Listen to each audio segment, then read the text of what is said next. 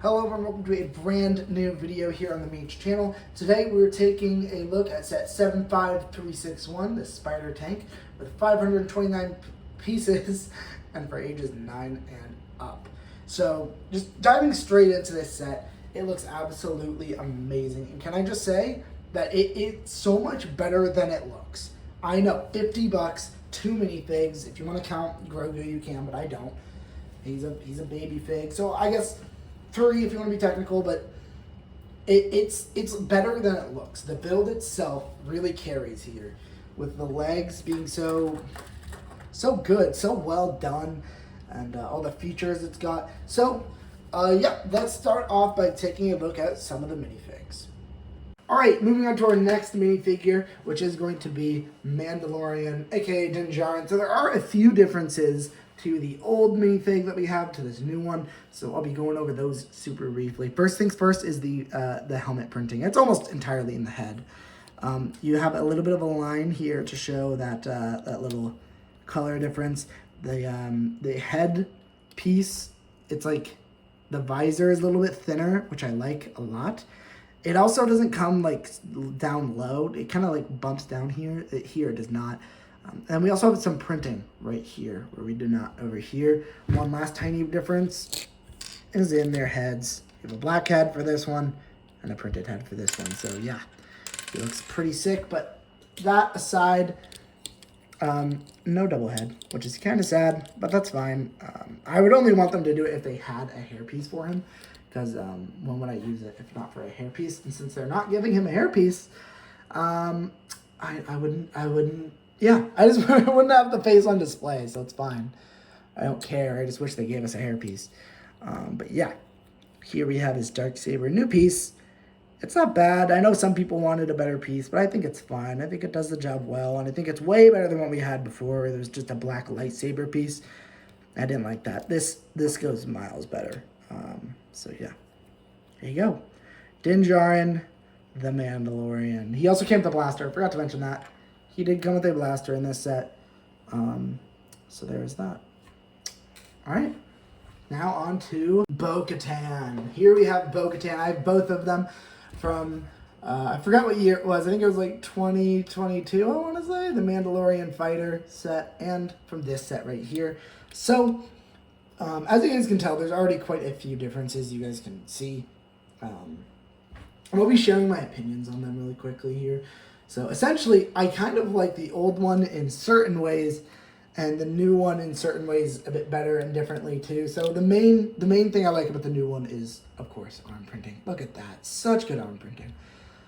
But one thing I like about the old one more is that it's not withered. They add some withering effects to it, and I get that it's kind of realistic to the show, and you know it kind of works, but I just like the cleaner look more. And there's still some withering. Don't get me wrong, there's still a little bit.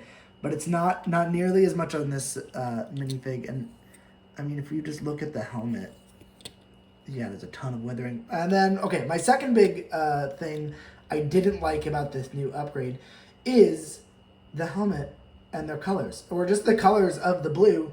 I like the old blue better. Maybe that's wrong. Maybe that's less accurate. Maybe I'm an idiot for that. But I like that old blue so much better.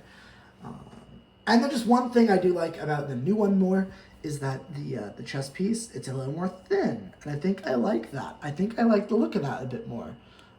But, like I said, all opinions.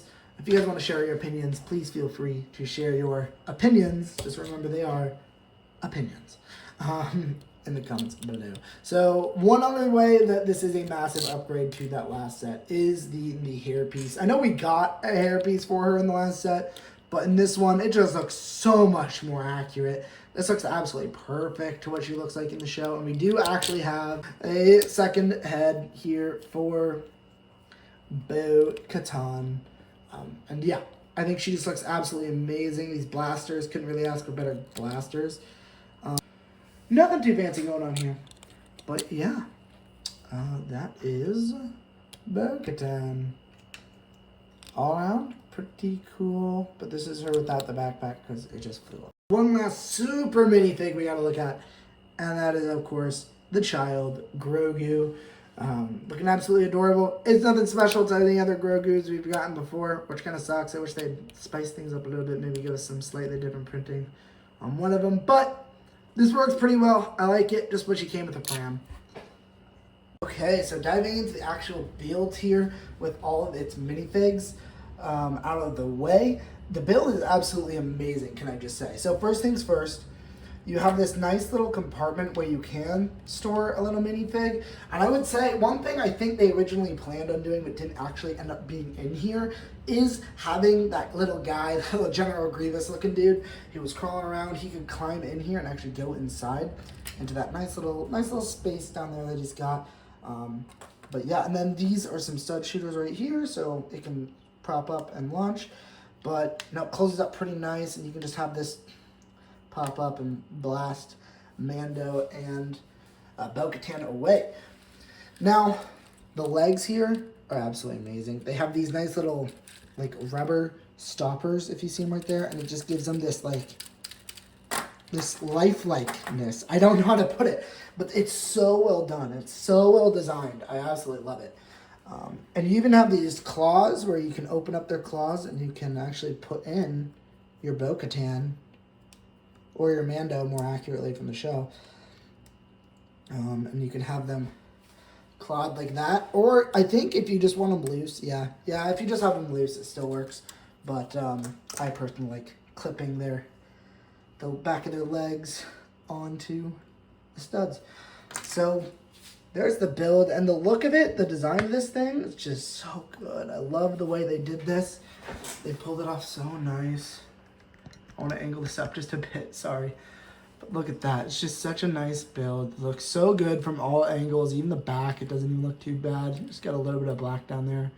And really, that's it. But no, such a nice build. And these little pipelines, I love this build. I cannot get over it. It looks so freaking good. But yeah, you can angle the head just a little bit. Not too much. The faceplate kind of like shakes around a little.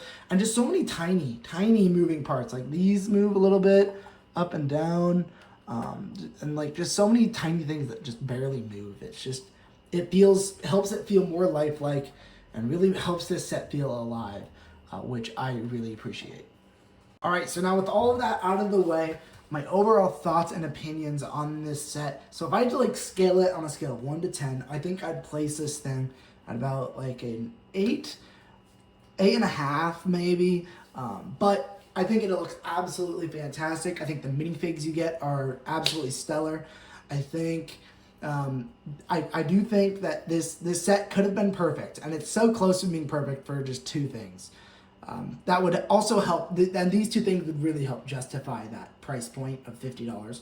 So first off, I think Grogu's pram should have been included. I think it was such an essential, his new pram to be specific, I think it was such an essential part of that scene when he was escaping from the caves below Mandalore.